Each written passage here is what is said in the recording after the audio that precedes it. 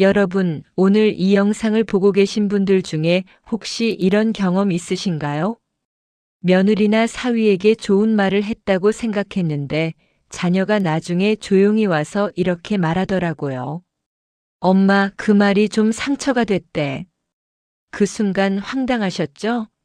내가 뭘 잘못했다고 하는 생각이 드셨을 거예요. 그런데 이게 반복됩니다. 명절이 지나면 분위기가 어색해지고 전화는 뜸해지고 어느 순간 며느리나 사위가 눈을 잘 안 마주치기 시작해요. 아무 말도 안 하고 그냥 예의 바르게 웃기만 해요. 바로 그 침묵이 문제입니다. 겉으로 아무 말 없이 조용히 웃고 있는 며느리, 사위. 그게 평화로운 게 아니에요. 그건 이미 마음속으로 거리를 두기 시작했다는 신호입니다. 관계가 끊어지기 전에 마지막 단계예요.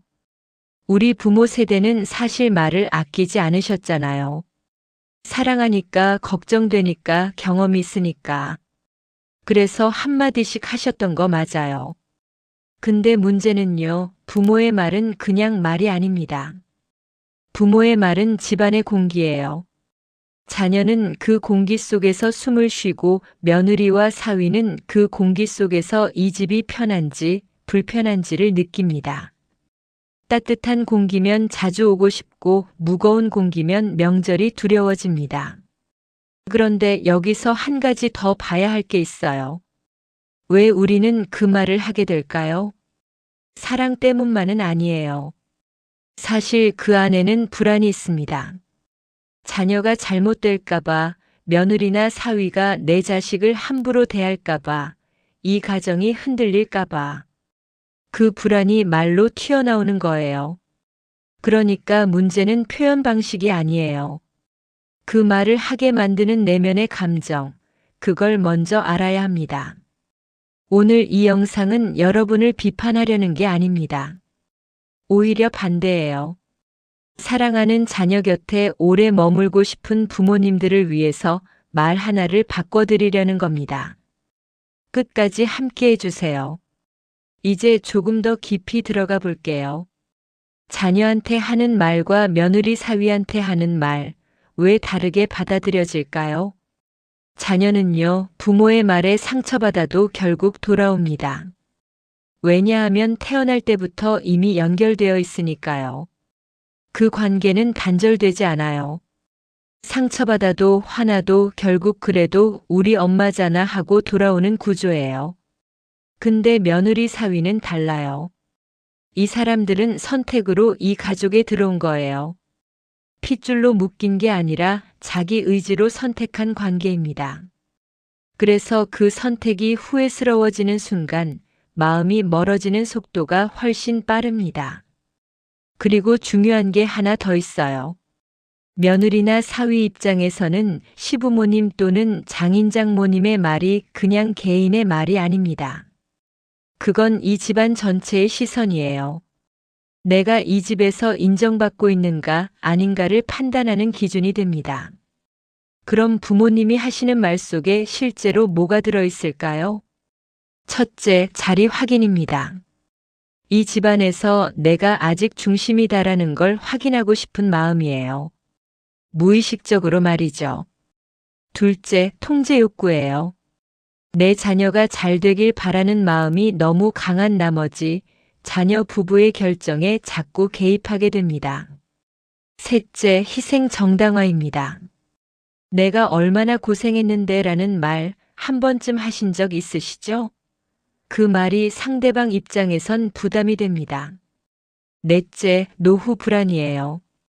나이 들수록 자녀 부부가 나를 어떻게 볼까, 나중에 챙겨줄까, 이런 걱정이 말 속에 묻어나옵니다. 이것들이 나쁜 마음인가요? 아니요.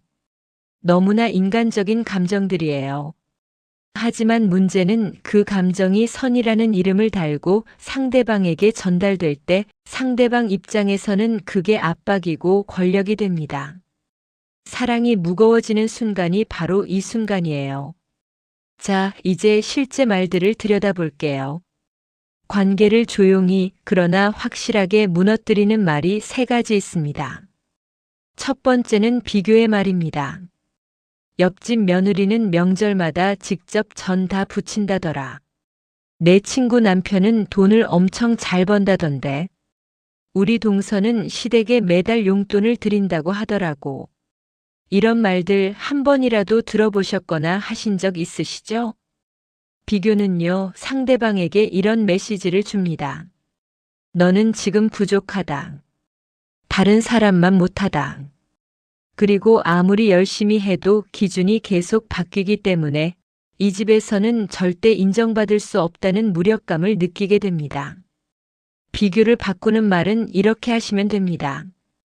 이번에 이렇게 해줘서 정말 고마워요. 덕분에 명절이 편했어요. 비교 대상 없이 지금 이 사람에게 집중하는 거예요.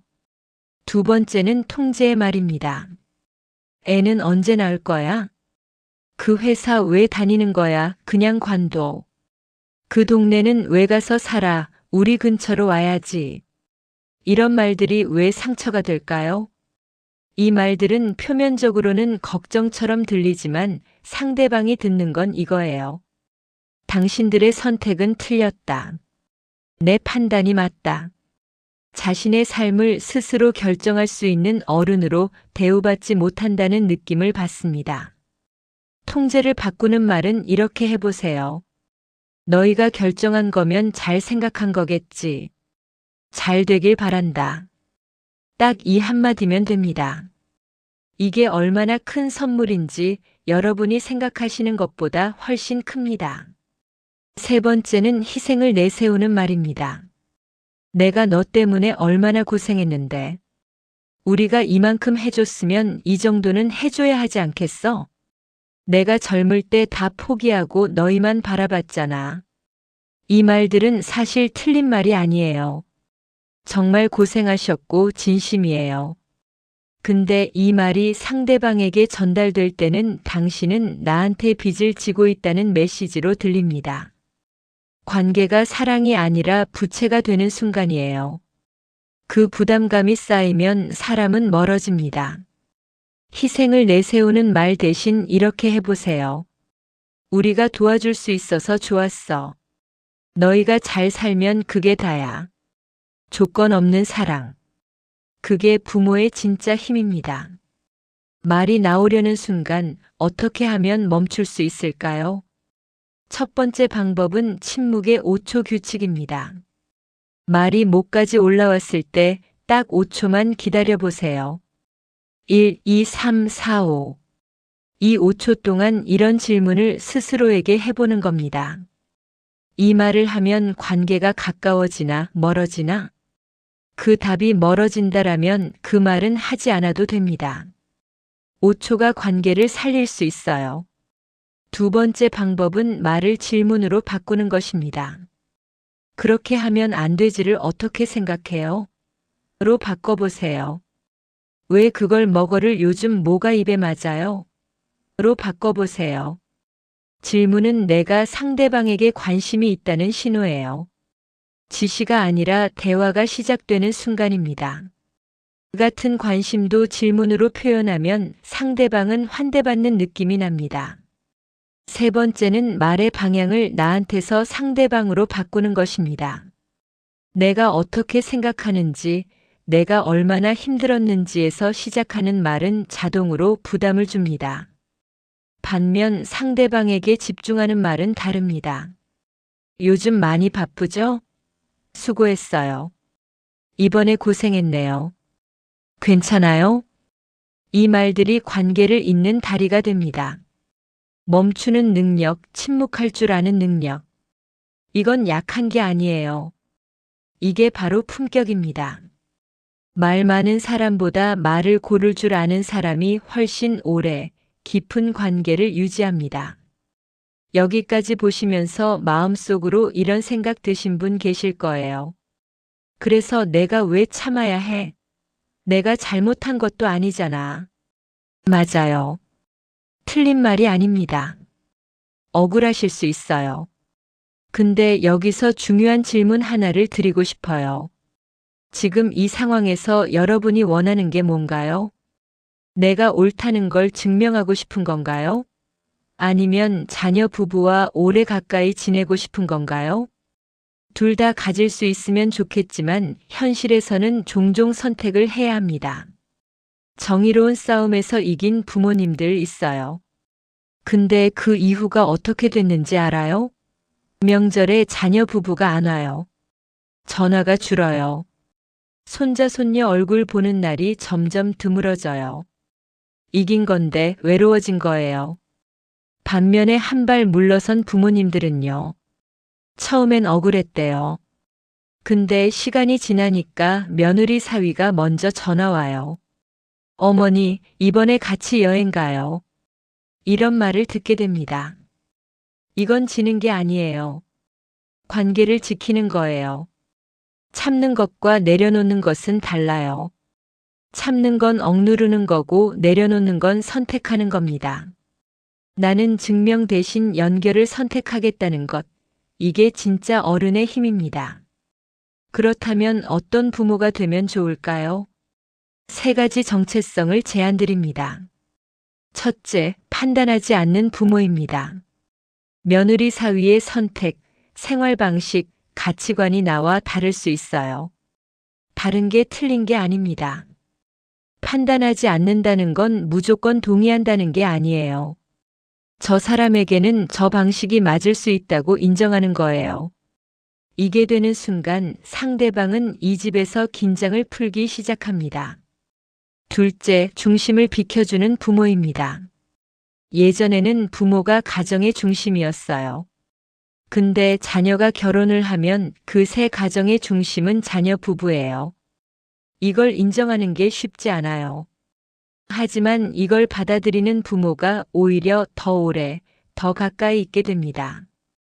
중심을 비켜주는 건 포기가 아니라 새로운 자리를 찾는 거예요. 부모는 중심이 아니어도 됩니다. 가장 따뜻한 곁자리, 그게 더 좋은 자리일 수 있어요. 셋째, 인정받으려 하지 않고 인정해주는 부모입니다. 많은 갈등이 여기서 시작돼요. 내가 이렇게 해줬는데 왜 몰라줘? 이 마음이요. 인정받고 싶은 욕구는 자연스러운 거예요. 근데 그걸 상대방에게 요구하기 시작하면 관계가 무거워집니다. 반대로 먼저 인정해주는 부모가 되면 어떨까요? 이 집을 이끌어가는 게 쉽지 않은데 잘하고 있어요. 우리 아이 옆에 있어줘서 고마워요. 이 한마디가 며느리 사위의 마음속에 오래 남습니다. 자, 이제 마지막입니다. 오늘 이 영상을 여기까지 보신 여러분은 이미 달라지기 시작한 겁니다. 보통 사람들은 이런 걸 불편하다고 꺼요. 근데 여러분은 끝까지 보셨잖아요. 그건 변하고 싶다는 마음이 있다는 거예요. 오늘 이 자리에서 딱 3가지만 결심해 주세요. 하나, 비교하지 않겠습니다. 누구와도 비교하지 않을게요. 지금 내 곁에 있는 이 사람 그 자체로 바라보겠습니다. 둘, 통제하지 않겠습니다. 자녀 부부의 선택을 믿겠습니다. 내 방식이 아니어도 괜찮습니다. 셋, 희생을 내세우지 않겠습니다. 내가 해준 것들은 조건 없이 한 것이었습니다. 그 사랑을 빚으로 만들지 않겠습니다. 이 3가지를 지킨다고 모든 게 달라지는 건 아닐 수 있어요. 하지만 분명한 건 오늘부터 집안의 공기가 달라지기 시작할 거라는 겁니다. 며느리 사위가 이 집에 오고 싶어지는 날이 옵니다. 손자 손녀가 할머니 할아버지 집이 좋다고 하는 날이 옵니다. 그날을 위해서 오늘 이 결심 하나가 씨앗이 됩니다. 댓글에 이렇게 써주세요. 비교하지 않겠습니다. 통제하지 않겠습니다. 희생을 내세우지 않겠습니다. 그 댓글 하나가 여러분의 선언이 되고 누군가에게는 용기가 됩니다. 오늘 영상 끝까지 함께 해주셔서 진심으로 감사합니다. 여러분의 가정이 따뜻해지길 바랍니다.